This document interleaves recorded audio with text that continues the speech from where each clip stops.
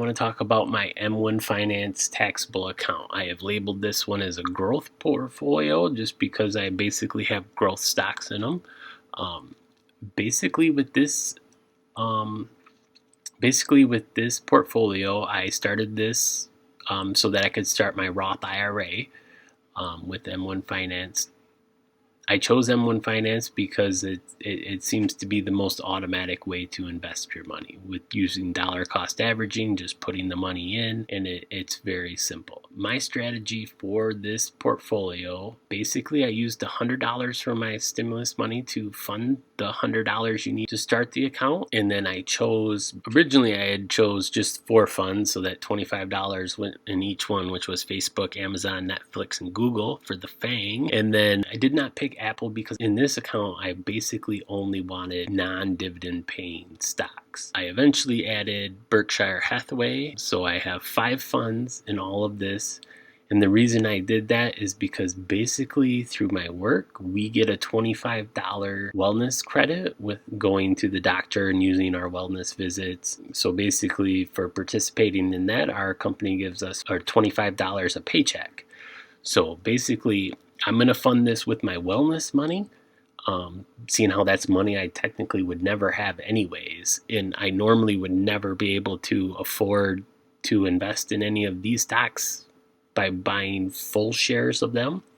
So I figured if I was able to put a little bit of money that I normally wouldn't get into something I normally wouldn't buy, that technically usually only goes up in value, that I may end up pretty good by the time I'm a lot older. So with that being said, we'll go over basically, there's not a whole lot to go over actually. Basically I put my $100 in, it bought, as you can see right here, this was the day I started it.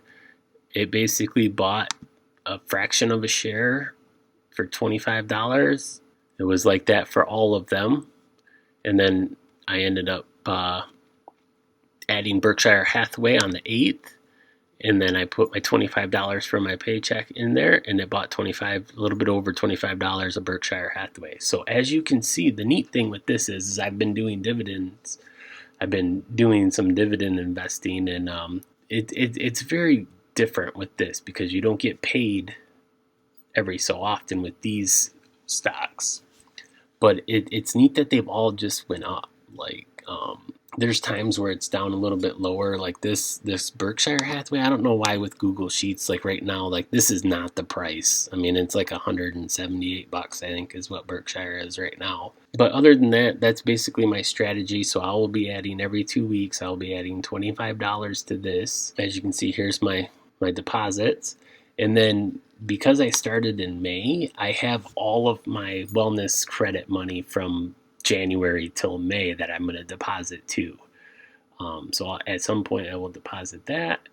And there's no dividends for this. The neat thing with M1 Finance is that they kind of keep all your investments in check. So like as you deposit your money, you basically set up your pie. Say I basically have it's set up so that it's split up into 5 equal parts, and then as you invest your money, it buys whichever ones need to be that you need to add to keep it equal. But if you would like to start using M1 Finance to fund your taxable account, and then also to open up a Roth IRA, all you need is $100 to start your taxable account. And then if you want to start a Roth IRA, you need $500.